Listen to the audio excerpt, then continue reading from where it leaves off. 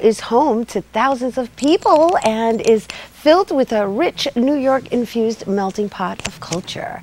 And, well, gentrification is changing that. Barrio resident and director Andrew Padilla captured the change for everyone to see. Please welcome to the show, Andrew Padilla. Hello. And welcome. Thank you for having me. Yes, and congratulations on all the accolades that your film is getting. Thank you. I mean, let's just run the list of all the acknowledgement it's received so far. Well, in 2012, we premiered at the San Diego Latino Film Festival, and then also won Best Documentary Short at the Puerto Rico International Film Festival, and Best Documentary Short at the People's Film Festival. And congratulations on that. Thank you. That's very, you know, especially coming from somebody who has a law background. So, you know, let's just share with everyone a little bit about your history and your background and what inspired you to actually document this particular topic. Because as I just mentioned to everyone, you actually come from a law background. You were studying to become a lawyer, right? Yeah, I originally wanted to be an attorney, and my parents are still holding on for hope that I will eventually become an attorney. Every morning they tell me that.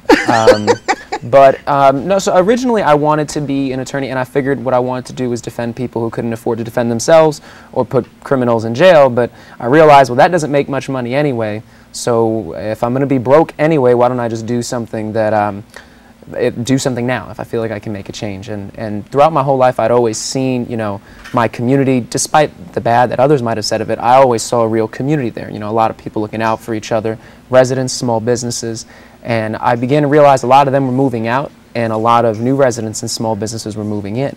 And I didn't totally know why that was happening. When I was a child going uptown on the 6 train, when you'd hit 96th Street, it's almost like you'd hear an announcement. It'd be like, "This is the last stop on this train for all Caucasians. The next stop is 103rd Street."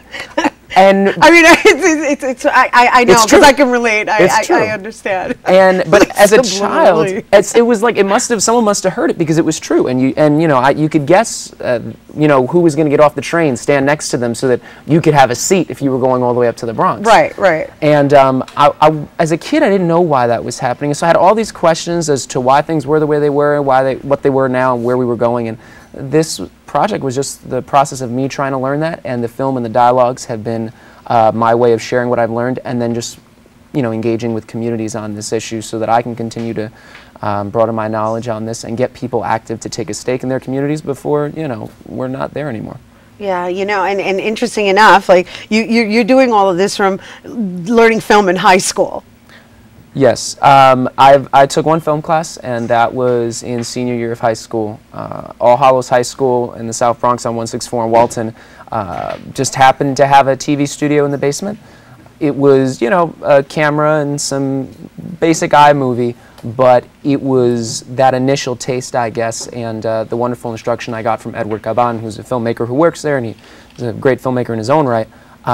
Through those limited resources and the knowledge that he imparted, I was able to kind of get a taste and then move on from there and begin to learn. And I love it as a venue, as a medium to express stories that aren't always told. Yeah, no, and in your documentary, you do have a great essence of El Barrio. I mean, you open up with the congas, you know, congueros playing in the street at that, not necessarily playing in a band. And, no, on 108th and Lex, right there, Chocolate.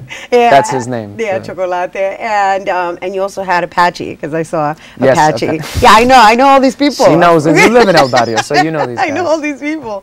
And then, of course, you have Judge Torres, and you actually have Charles Rangel speak, and then you have Maria, who shares a story of holding on to her home. Maria Cuba. Yeah. Yeah, I think a lot of people. Who is Joe Cuba's wife, the late Joe Cuba of you know, the Latin Boogaloo era. And I think a lot of people don't, a lot of times people think gentrification can't happen to them or it isn't really happening, but I mean, I think she's one of those unfortunate examples that, you know, you could be the wife of, you know, a real icon in our community in terms of music, in terms of culture, and you could be the wife of that person and it does not matter. You know, the minute he died, she was pressed with requests like, "Oh, do you even live here?"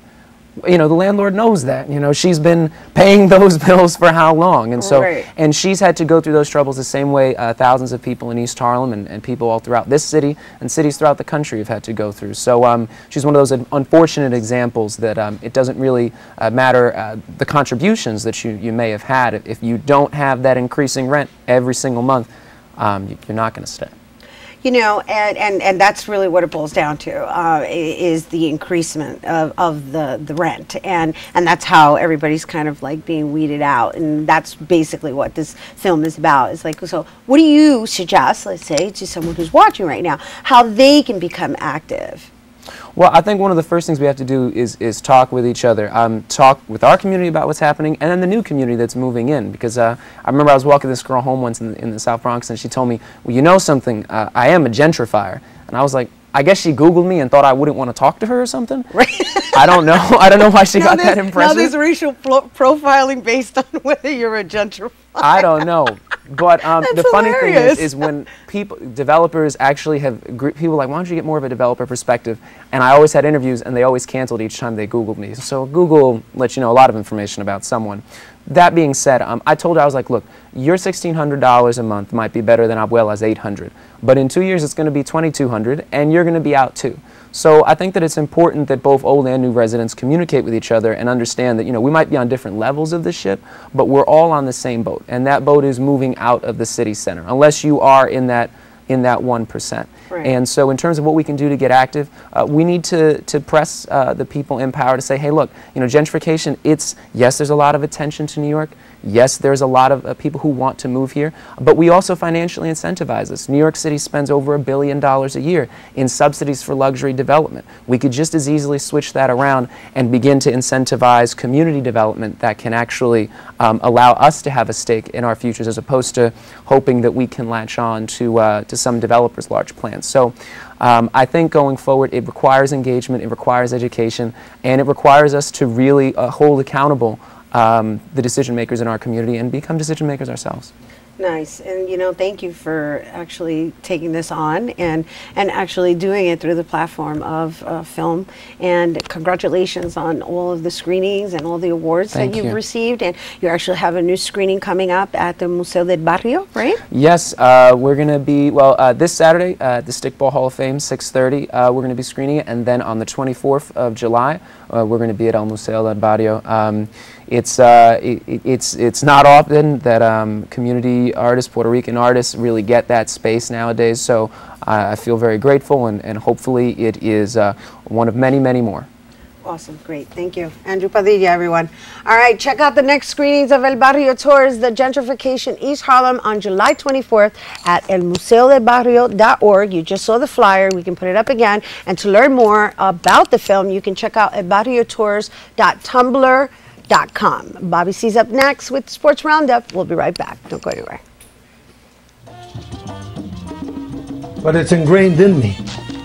You know, the barrio is what I am. That's what defined me. That's what made me. What's the most exciting city in the world? New York City. What's the most exciting borough in the world? Manhattan. Everybody wants to come here.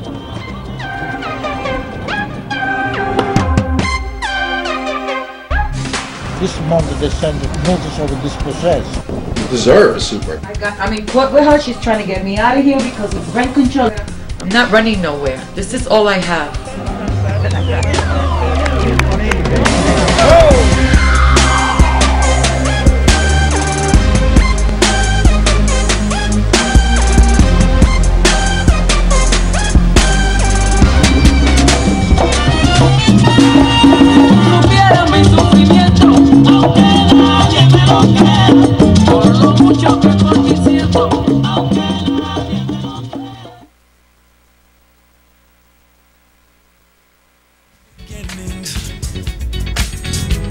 What keeps the planet spinning?